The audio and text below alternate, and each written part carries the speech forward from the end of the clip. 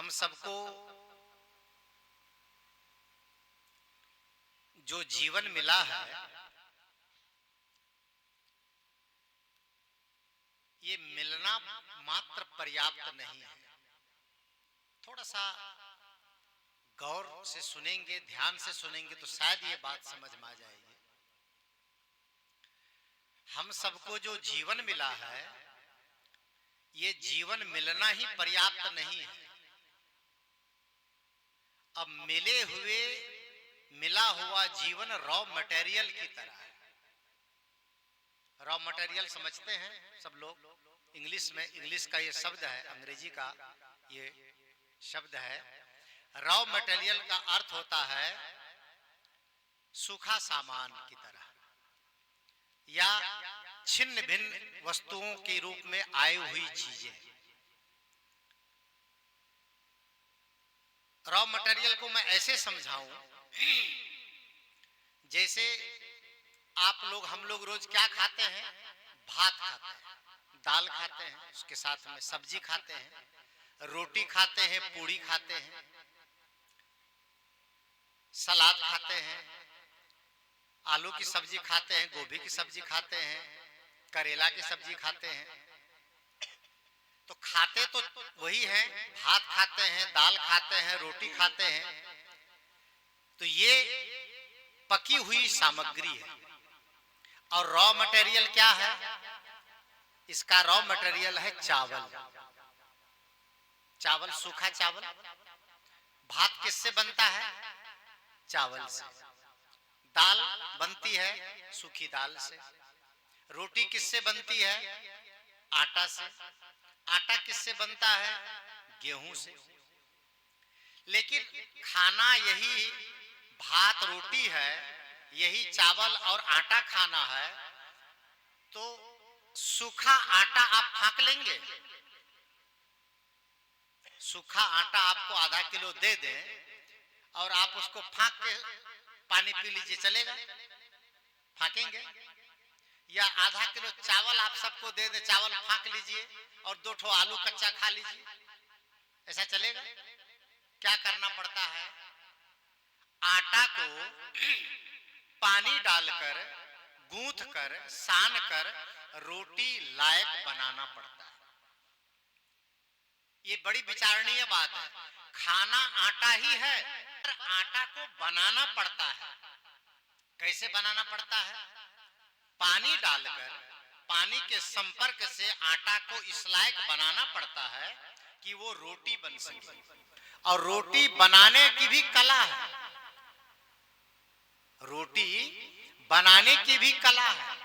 रोटी गोल बने, सुंदर बने, पतली मोटी न हो, और बेल लेना ही बड़ी बात नहीं है।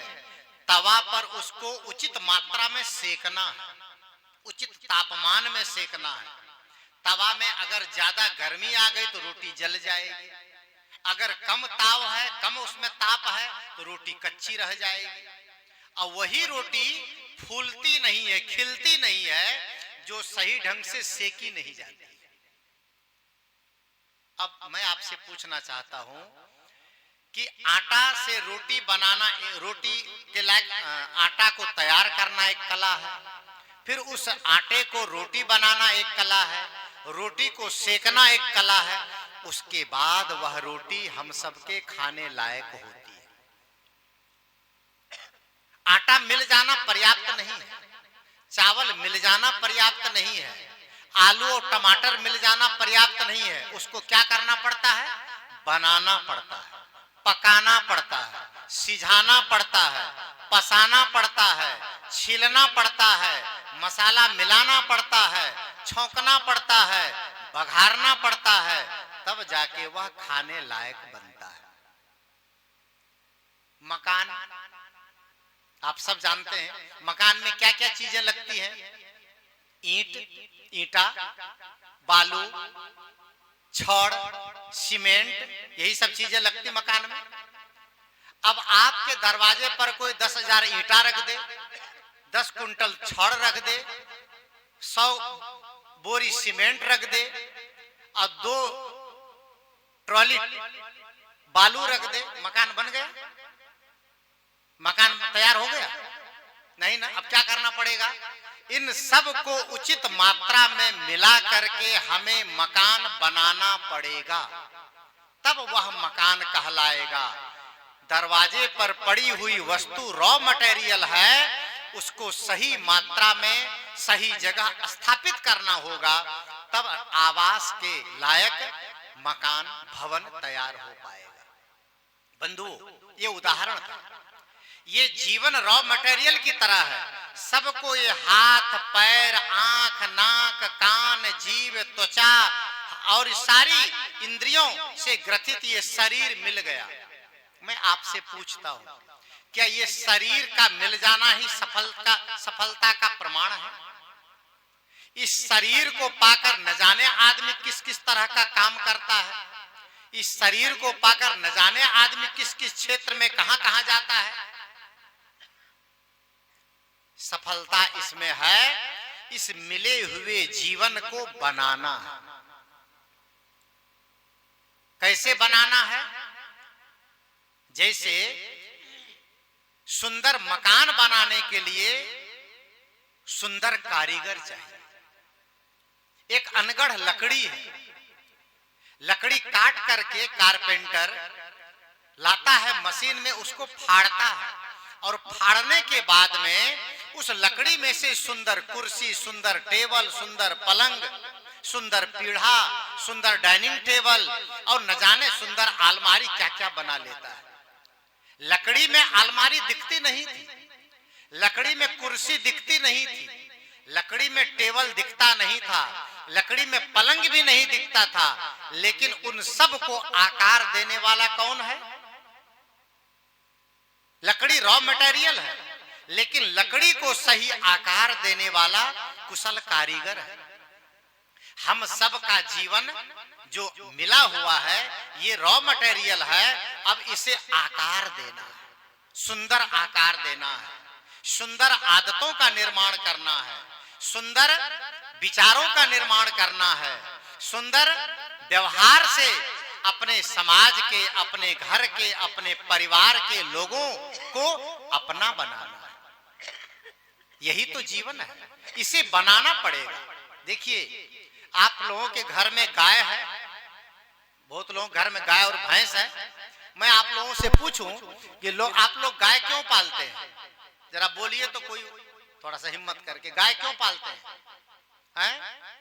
किसके लिए? दूध के लिए। गाय क्या देती है? क्या देती है? दूध देती है। कितना बढ़िया बात है, गाय दूध देती है, गाय दूध देती, भैंस दूध देती है। कितना बढ़िया बात है, सब लोग बोले गाय दूध देती है। मैं आपसे पूछता हूं, गाय दूध देती है कि दूध निकालना पड़ता है? निकालना पड़ता है। कितना बढ़िया बात है, देती है अपने आप और निकालना पड़ता है, उसमें मेहनत है। ध्यान दीजिए, ये जितने लोग बोलते हैं कि गाय दूध देती है, ये 100% झूठ बात है। दूध देती नहीं है। ऐसा कहीं देखा आपने कि गाय के पैर के नीचे बाल्टी रखी और छर छर छर छर भर जाए? ऐसा कभी हुआ? नहीं। दूध उसके अंदर है, लेकिन देती नहीं है। देती तो वो पेशाब है, देती गोबर है, देती ऐसी चीजें हैं जो हमारे लिए उतने उपयोगी नहीं है। हम पेशाब के लिए गाय को नहीं रखते हैं, गोबर के लिए गाय को नहीं रखते हैं। किसके लिए रखते हैं? दूध के लिए रखते हैं।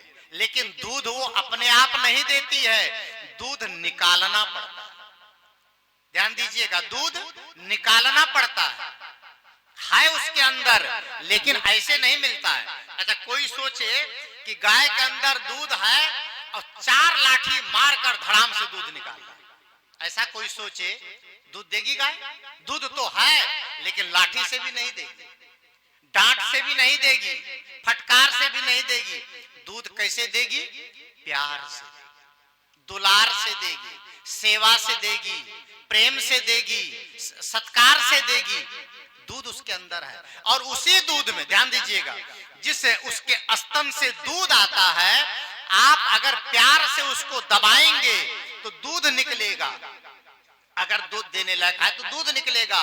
और उसी स्तन में जोंक लग जाए तो क्या निकालेगा वो? क्या निकालेगा?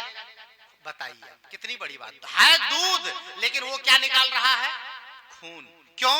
क्योंकि दूध जो है हमें निकालना पड़ता है, उसके लिए प्यार बांटना पड़ता है, और खून छेद करके ले लिया जाता है, कष्ट दे के लिया जाता है। प्यार दे करके दूध मिलेगा और कष्ट दे करके खून मिलेगा। हम सब के जीवन की यही कहानी है।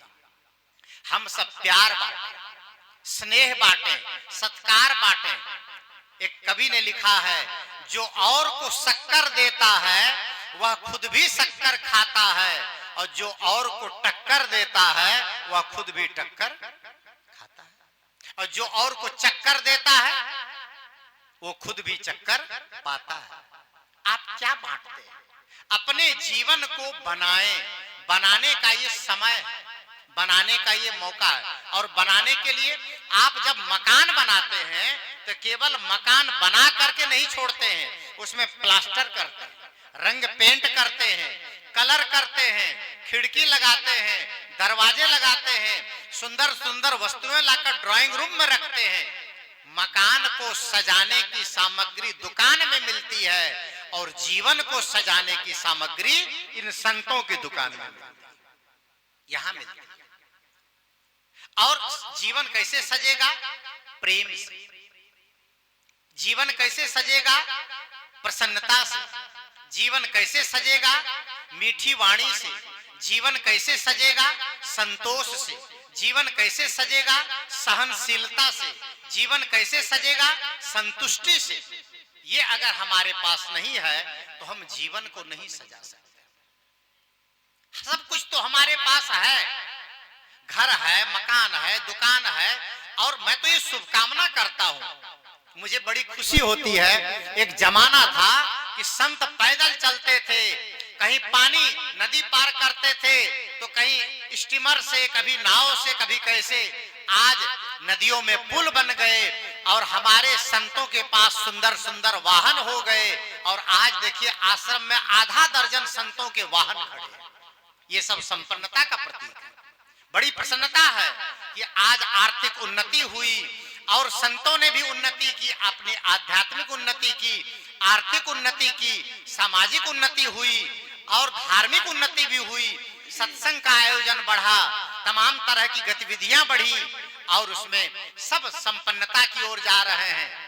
हमारी शुभकामना है आप सबका भी जीवन संपन्न बने, सुखी बने, संतुष्ट बने।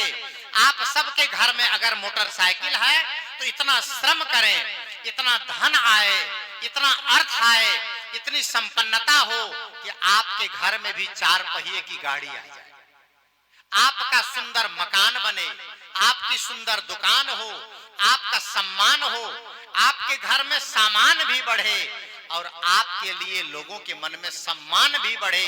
ये दोनों चीजें बढ़े, ये हमारी शुभकामना है, संतों की शुभकामना है, गुरुजनों का आशीर्वाद है। लेकिन ये सब बढ़ने के लिए, ये सब बढ़ाने के लिए सबसे पहले आपको अपने मन में घर वालों के प्रति प्रेम भी बढ़ाना पड़ेगा, पड़ोसियों के प्रति प्रेम भी बढ़ाना पड़ेगा, पड़ोसियों के प्रति स्नेह भी बढ़ाना पड़ेगा। घर, परिवार, समाज में एकता का सूत्रपात करना पड़ेगा। एक जमाना था, गांव में कोई दुर्घटना होती थी, सब लोग एक दूसरे के पास जाते थे, मिलते थे, बैठते थे और बातें करते थे, सुख दुख में साथी होते थे। लेकिन आज सब लोग अपने अपने कमरे में सिमट कर रह गए। एक आदमी ने नया बोलेरो खरीदा, स्कॉर्पियो खरीदा नया। अब स्कॉर्पियो खरीदा तो अपने गली में इधर से उधर जाए, उधर से इधर आए, इधर से उधर जाए, उधर से, कोई काम नहीं था, केवल अगल बगल के लोगों को दिखाना था कि हम स्कॉर्पियो लिए। कुछ लोग होते हैं बहुत भुर भुर करके उधर जाए, भुर इधर आए, भुर उधर जाए, बड़ी धूल उड़े। एक पड़ोसी ने बाहर निकल के कहा, भैया स्कॉर्पियो कब लिए? कहा आजे तो लिए हैं। कहा बहुत बधाई आपको, आप नई गाड़ी लेके आए, बहुत खुशी हुई, अपने गली मोहल्ले में नई स्कॉर्पियो आप लेके आए, बहुत अच्छी बात है, बहुत प्रसन्नता है। लेकिन एक बात बताइए, आप 8 बार इधर गए, 8 बार इधर आए और बार बार आ रहे हैं जा रहे हैं, देख तो एक ही बार में लिए थे, ये फालतू में आप डीजल काहे जला रहे हैं? तो स्कॉर्पियो वाले ने कहा ये पड़ोसी वाले को दिल जलाने के लिए हम डीजल जला रहे हैं, कैसे सुधरेगा?